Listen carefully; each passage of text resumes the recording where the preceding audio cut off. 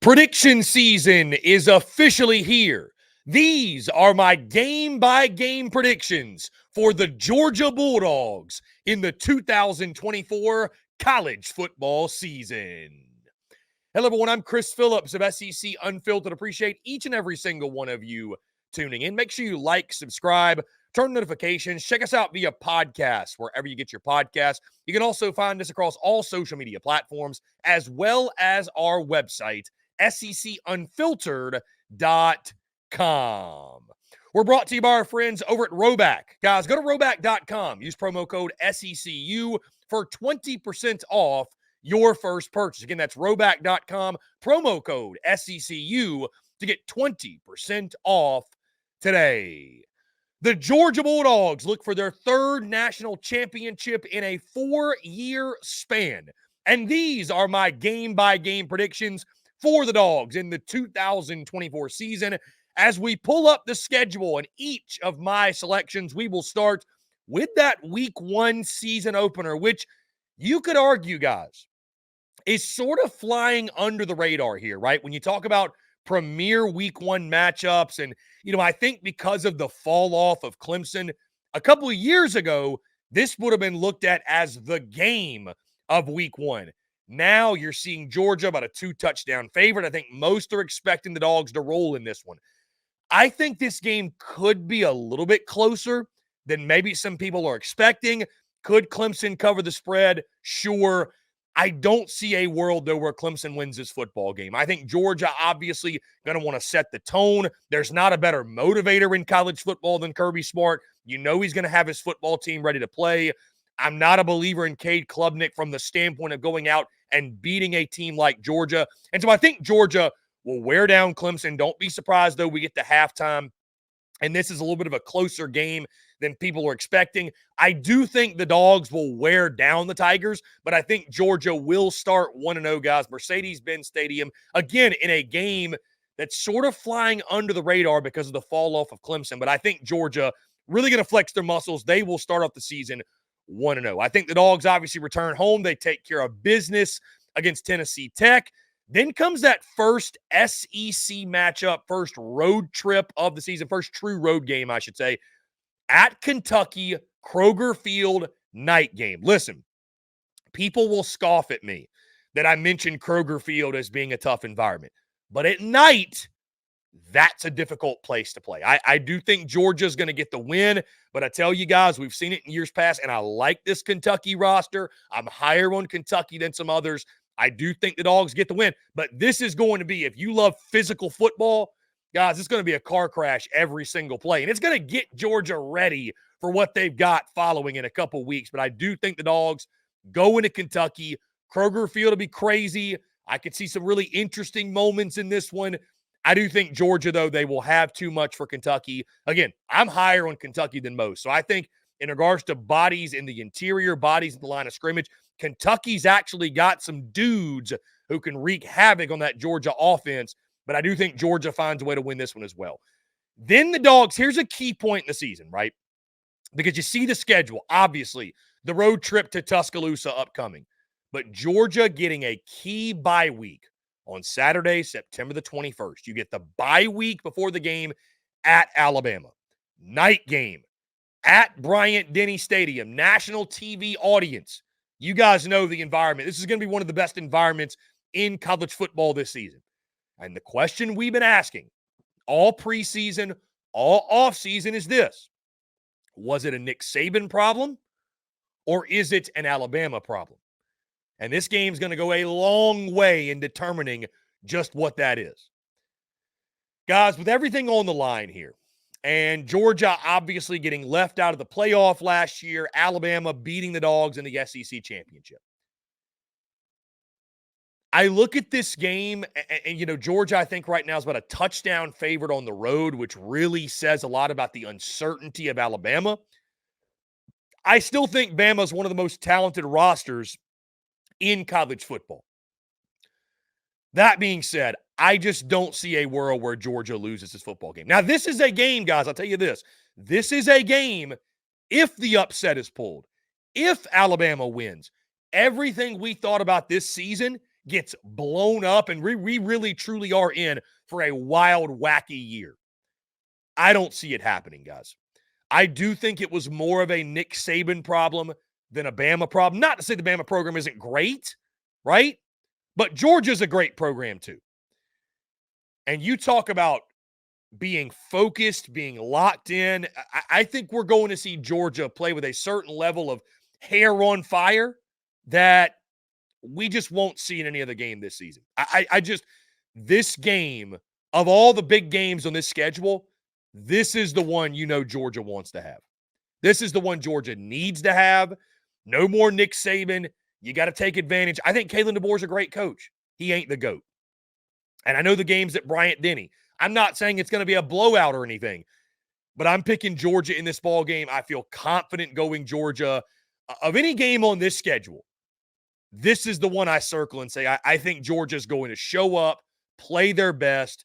There's going to be physicality, but I do think Bama early on in the Kalen DeBoer tenure going to be figuring some things out. Also, guys, again, you're getting Georgia with 2 weeks to prepare.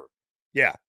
Give me the Dogs. I think the Dogs win this game, start out 4-0, huge win against Alabama in enemy territory in Tuscaloosa. Then you got Auburn. The thing that makes this interesting is the fact that Georgia scheduled it for homecoming. Auburn's going to come in fired up, motivated, excited. I do think the Dogs will take care of their business between the hedges. I can't wait to see the energy and the intensity in this one. That's what I'm most excited about. Then you've got the game the following week against Mississippi State at home. Not a lot to say about this one, guys. I think Georgia takes care of the business. By the way, side note, one of the biggest upsets as you look at this schedule, how many afternoon and night games Georgia's getting this year? It felt like in years past, all they got were noon kickoffs. Finally, Georgia's getting some night games. Then, guys, the following week, middle of October, Saturday, October the 19th, at Texas. This is the one I think everyone in the SEC has got circled on their calendar. The Texas Longhorns, obviously one of the favorites in the league this year. Is this going to be a transition year? Is Texas ready for the grind of the SEC? And listen, here's the thing. Georgia's schedule, it is a gauntlet. There's no question. I don't think anyone in the SEC is going undefeated this year, guys. Like even Georgia. And I've got all the respect in the world for the Dogs. And if there's anybody who can go undefeated, it probably is Georgia. But the schedules are so difficult, guys. The SEC is so good. And I am a believer in Texas, that Texas is going to have a successful year one. I think Texas is for real. I like what they've got coming back. I think they've been building for years now, Steve Sarkisian, in the trenches to not just compete, but to win a game like this. If the game were in Athens, guys, I'd be going Georgia, but I think going on the road, going to be a hostile environment. That's going to be a really fun battle to watch. Quinn Ewers against Carson Beck, Georgia, Texas. Going to be a great helmet game, right? I do think this is where Georgia stubs their toe this season, though. Falls to the Texas Longhorns. And if you've been paying attention, you know that I think Georgia gets a rematch in the SEC title with Texas, gets their revenge and wins the SEC championship. But I do think regular season, I think Texas, I mentioned Georgia going to Bama, how that's going to be the game. They probably put it together and play their best game. I think for Texas, that's this game. I think for Texas, you're going to see them put it together, play their best football. And I do think Texas, in what should be an absolute classic, will edge out the Georgia Bulldogs in Austin to give them their first loss of the year. But as you can see, guys, that's the only blemish I have for the Dogs. I think in the cocktail party, they beat Florida the following week, bounce back in a big way. By the way, you get the bye week after Texas. So after a really physical game, you get 2 weeks to prepare for Florida. I think you get them, you take care of their business. I think Florida's going to be a better team this year, but they're not ready to beat Georgia. Then you go to Ole Miss. Guys, Ole Miss, I'm a believer in Ole Miss. I think Ole Miss is going to be a college football playoff team this year. They're going to be right there at the top of the SEC. Even with the portal additions, what did Georgia beat them by last year? Like 38? Does that make up a 38 or 35 or whatever 30-point difference it was? Does that make up that difference? I think the game will be closer in Oxford, especially. I think the game will be closer. I don't think it's enough for Ole Miss to beat Georgia right now. I just don't see it. And kudos to Lane Kiffin. They did what they needed to do by going out into the portal. He said after the Georgia game last year, hey, we're not big enough. We're not physical enough. We're not long enough. Look at the guys Georgia has. We got to go out and get some ball players like that. I think they went and got some ball players like that. I still don't think they have enough right now, though. So I got Georgia winning that game at Ole Miss. I think that one could kind of turn to an offensive shootout, if you will. It'll be closer than last year. I don't think Ole Miss is quite there yet, though. Then you got Tennessee coming to town. Guys, Tennessee's going to be very good. But again, until I see Tennessee actually beat Georgia and keep a game competitive between the hedges, I just cannot pick the Vols to pull this upset. So give me Georgia in that one. UMass, pretty self-explanatory. Georgia get a big win. And then Georgia Tech, make clean old-fashioned hate great again, because it's not a rivalry anymore, right? Let's just call it for what it is. So Georgia wins that one, wins the season finale. And I got the Dogs finishing 11-1, 7-1 in conference play. And again, in case you missed it, my predicted order of finish, I've got Texas finishing 1, Georgia finishing 2 because of that tiebreaker. Georgia, Texas in the SEC title, and I've got the Dogs getting their revenge, beating the Longhorns in the SEC championship game. Guys, I don't know that I want to say that people are sleeping on Georgia, but it's interesting how we're almost taking for granted how good Georgia really is. There's a lot of people out there saying Georgia's going to lose 2 games. I just don't see it, guys. I don't see it. This roster's as loaded as ever. I know you got to replace McConkey. I know you got to replace Brock Bowers. I know the defensive front. Maybe there's some questions, but come on, man. Make no mistake, Georgia's one of the best rosters, if not the best roster in college football, right there with Ohio State. And I think they're going to show that. I really do. Kirby Smart is the best coach in college football for my money's worth. He's the master motivator. He's the best motivator in college football, whether it's pregame, it's halftime, it's postgame, whatever it might be. You put all that together, I think Georgia's going to be fantastic yet again.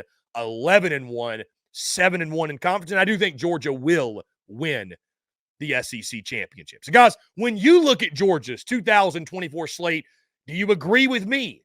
Do you disagree? How do you see the Dogs faring in the 2024 college football season? Guys, that's going to do all for me. Appreciate each and every single one of you tuning in. Make sure you like, subscribe, turn notifications. Check us out via podcast, wherever you get your podcast. You can also find us across all social media platforms, as well as our website, SECUnfiltered.com. Until next time, guys, I'm Chris Phillips of SEC Unfiltered. Appreciate each and every single one of you tuning in, and we'll catch you on the other side.